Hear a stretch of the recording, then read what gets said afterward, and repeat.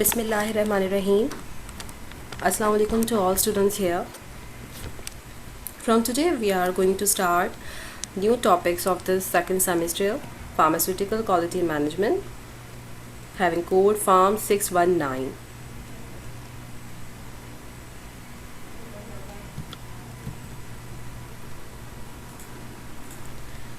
As you can see here in the slide, different topics are given like biological assays, alcohol determination, alkaloidal drug assay, quality assurance of vaccines, miscellaneous determination and test like ash content, alkalinity of glass, evaluation of ointments, determination of weight per ml, loss on drying. These tests will be covered in this topic. And last one is statistical interpretation of quality control charts during manufacturing processes.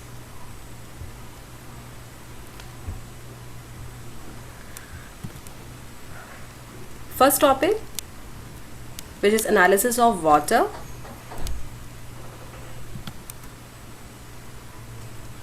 Water is important component in different types of pharmaceutical agents.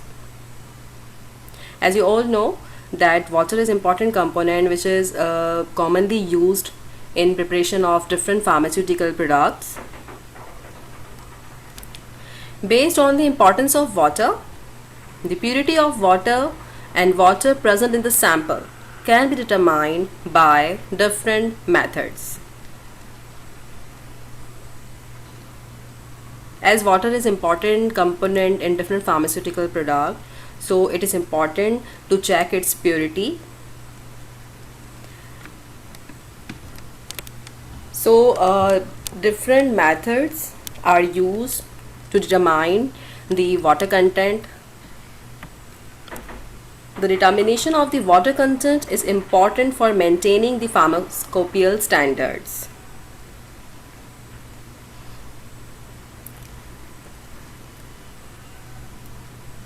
We can use the method that is loss on drying.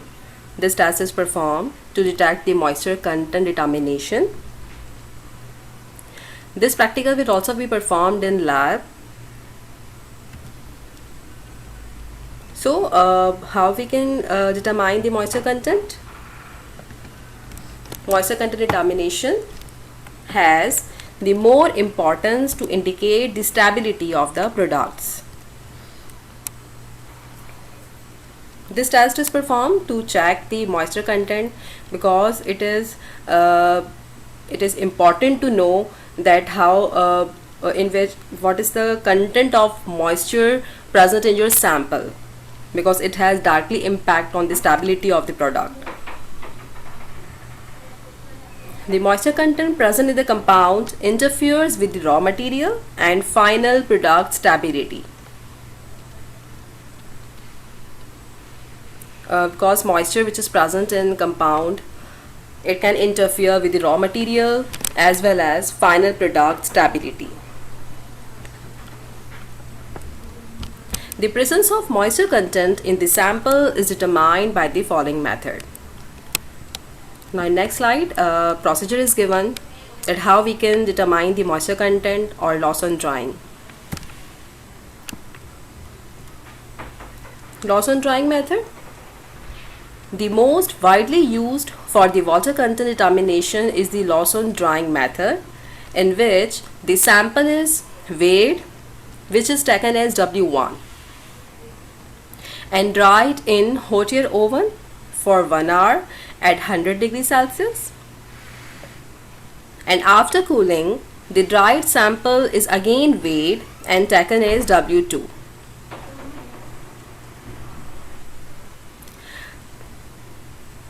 This method and this practical will be performed in lab as well, where you can use drying oven for drying. Now here two weights will be calculated, that is W1 and W2. W1 will be that weight which is calculated before drying. So it will be taken as W1, and then we will use hot air oven where sample will be placed for 1 hour and temperature will be given 100 degrees Celsius.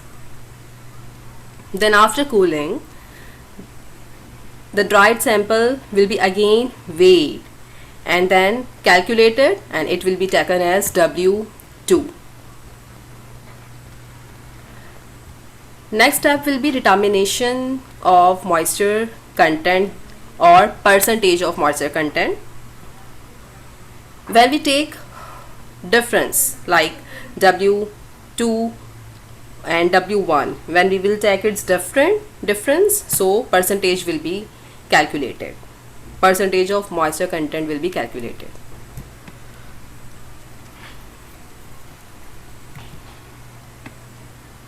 Next test or topic is evaluation of ointments. Now what is ointment? Ointments are semi-solid preparations intended to adhere to the skin or certain mucous membranes.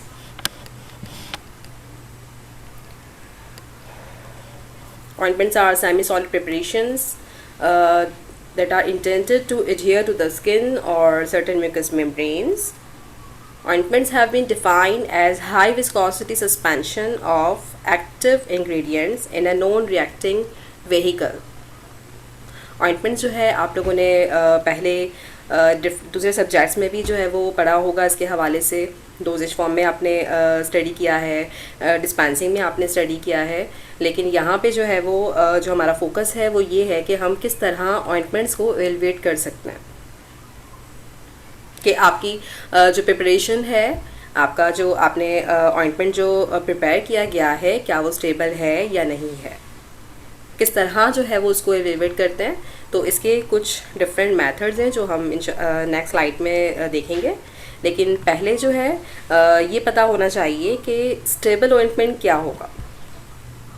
A stable ointment is one that retains its homogeneity throughout its shelf life period. जो भी ointment का जो shelf life period है उसमें ointment stable तब होगा जब उसकी होमोजेनिटी जो है वो मेंटेन रहे, मीन्स कि उसकी कंसिस्टेंसी पे जो है वो कोई डिफरेंस ना आए।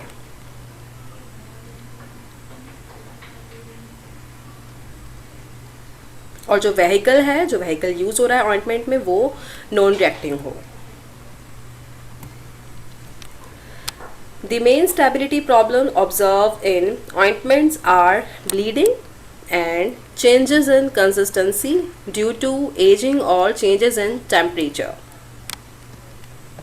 अब यहाँ पे ज़ाहिर है हमें तो ये एवेलुएट करना है कि जो भी ऑइंटमेंट है क्या वो स्टेबल है या नहीं है, या कौन सी प्रॉब्लम्स जो है वो आ सकती हैं। तो ऑइंटमेंट में जो मेन प्रॉब्लम है जो ऑब्ज़र्व किया जाता है वो है ब्लीडिंग और उसकी कंसिस्टेंसी में चेंज आना। और ये किस वजह से हो सकता है, या एजिंग की वजह से या टेम्परेचर डिफरेंस की वजह से। अब ये ब्लीडिंग क्या है, इसको नेक्स्ट जो पॉइंट में डिस्कस किया गया है, when fluid components such as mineral oil separate at the top of an ointment. Ointment में जो फ्लूइड कंपोनेंट है जैसे कि मिनरल ऑयल अगर यूज़ हो रहा है वो अगर सेपरेट हो जाए, ऑइंटमेंट के टॉप पे आ जाए, तो इस फेनोमेना को हम कहते हैं bleeding and it can be observe visually. इसको आप विजुअली भी जो है वो ऑब्जर्व कर सकते हैं इस ब्लीडिंग के फेनोमेना को। जब कोई भी फ्लूइड कंपोनेंट है जैसे कि मिनरल ऑयल है वो सेपरेट होकर टॉप पे आ जाए ऑइंटमेंट के, तो इसको हम कहते हैं ब्लीडिंग। अच्छा, इसके इम्पैक्ट जो है अगर ऑइंटमेंट की कंसिस्टेंसी की अगर बात की जाए तो अगर ऑइंटमेंट जो कि बहुत सॉफ्ट होता है, मतलब देखा जाए तो उसकी कंसिस्टेंसी जो है वो डिफ़ाइन होनी चाहिए कि आपकी जो ऑइंटमेंट है उसकी कंसिस्टेंसी कितनी रखनी है, वो डिफ़ाइन होनी चाहिए। An ointment that is too soft is messy to use, whereas one that is very stiff is difficult to extrude and apply.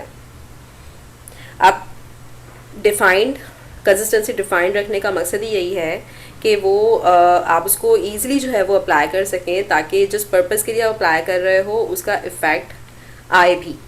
अब अगर वो इतना सॉफ्ट है तब भी प्रॉब्लम है अप्लाई करने में, जो है ईज़िली जो है अगर आप उसको अप्लाई कर भी रहे हैं लेकिन वो इतना सॉफ्ट है कि उसका इफ़ेक्ट वैसा नहीं आएगा जितना आना चाहिए. और अगर बहुत ही ज़्यादा स्टिफ है तो फिर होता ये है कि उसको अप्लाई करने में प्रॉब्लम होती है और ज़्यादा डिफ़िकल्टी आती है उसको जो है वो अप्लाई करने में. इतना थिक अगर हो जाए वो तो अप्लाई करने में प्रॉब्लम होगी. तो दोनों सूरत हाल में आपकी थेरेपेटिक जो आप इफ़ेक्ट चाह रहे हैं वो अचीव नहीं हो सकता. या तो अगर ऑइंटमेंट बहुत ही ज़्यादा सॉफ्ट है या बहुत स्टिफ है. तो इसीलिए ऑइंटमेंट की जो कंसिस्टेंसी है वो डिफाइन होना बहुत ज़रूरी है. Hence, it is important to be able to define quantitatively the consistency of an ointment.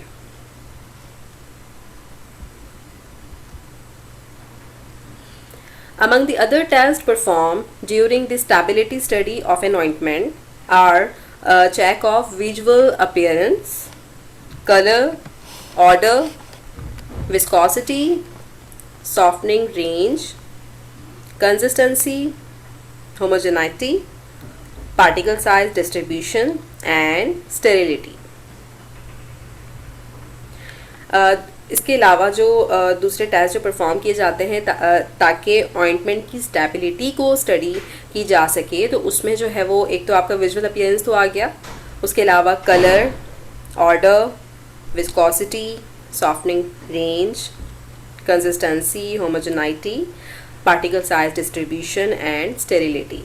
Particle size distribution का भी जो है वो बहुत ही इंपॉर्टेंट रोल है प्रिपरेशन ऑफ ऑइंटमेंट के लिए, क्योंकि अगर उसका क्रिस्टल फॉर्मेशन हो या साइज़ जो है उसमें चेंजेस आ जाती हैं तो फिर उसकी स्टेबिलिटी पे भी इम्पैक्ट आता है.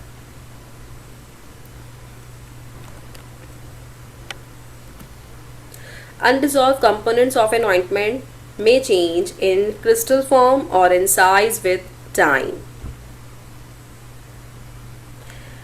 Undissolved component है ointment का, तो वो टाइम के साथ साथ जो है वो चेंज हो जाता है, या तो उसके साइज़ में चेंजेस आती हैं या क्रिस्टल फॉर्मेशन हो जाती है. So macroscopic examination or an X-ray diffraction measurement may be used to monitor these parameters. अब क्रिस्टल फॉर्मेशन अगर हो रही है या साइज़ में जो है वो चेंजेस आ रही हैं तो उसको मॉनिटर करने के लिए मैक्रोस्कोपिक एग्जामिनेशन ज़रूरी है या एक्स-रे डिफ्रैक्शन मेजरमेंट जो है वो ज़रूरी होता है ताकि हम मॉनिटर कर सकें इन पैरामीटर्स को.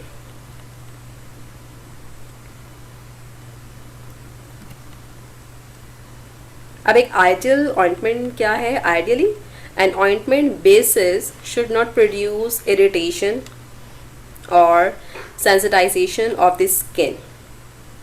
आइडियली मतलब अगर ऑइंटमेंट बेसिस यूज़ हो रहे हैं तो वो इरिटेशन कॉज ना करें, कोई हाइपर सेंसिटिविटी ना दें स्किन में. Nor should it retard wound healing, जो वुंड हीलिंग को डिले ना करें या जिस पर्पज़ के लिए आपने ऑइंटमेंट यूज़ किया है उसमें कोई डिले उस वजह से ना हो. It should be smooth, inert, odourless, physically and chemically stable. तो जो ऑइंटमेंट बेसिस हैं, एक तो ये कि इरिटेशन ना हो, हाइपर सेंसिटिविटी या सेंसिटाइजेशन ना हो स्किन में, और डिले ना हो वुंड हीलिंग जिस पर्पज़ के लिए आप यूज़ कर रहे हो. उसके अलावा स्मूथ होने चाहिए, इनर्ट होने चाहिए, ऑर्डरलेस, फिजिकली और केमिकली स्टेबल होने चाहिए. और उसके अलावा that is most important, it should be compatible with the skin and with dermatological medicaments. ज़ाहिर है आप जब स्किन पे अप्लाई कर रहे हैं तो उससे compatible होना चाहिए और उसके स्किन के साथ भी as well as dermatological medicaments जो यूज़ किए जा रहे हैं इफ़ेक्ट देने के लिए, उसकी जो थेरापेटिक इफ़ेक्ट आना है जिसके लिए आप डर्मेटोलॉजिकल मेडिकेमेंट्स यूज़ कर रहे हैं, तो कंपैटिबल हो स्किन के साथ और डर्मेटोलॉजिकल मेडिकेमेंट्स जो यूज़ किए जा रहे हैं। बाकी नेक्स्ट लेक्चर में दूसरे टेस्ट भी डिस्कस होंगे इंशाल्लाह। अल्लाह हाफ़िज़।